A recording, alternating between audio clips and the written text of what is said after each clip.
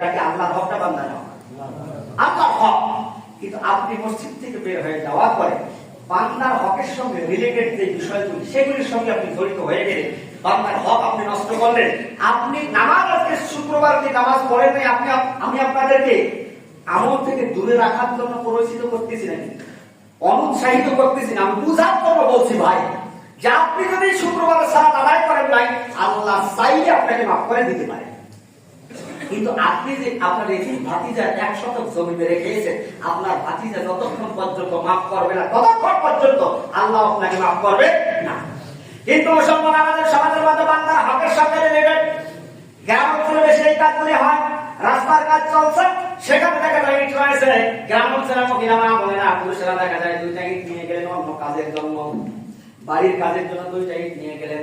আচ্ছা বলুন তো, রাস্তার কাজের জন্য যে 2টা ইট নিয়ে আসা হয়েছে, এই 2টা ইটের মধ্যে কি সরকারের টাকা নাই 18 কোটি জনগণের টাকা? 18 কোটি জনগণের টাকা।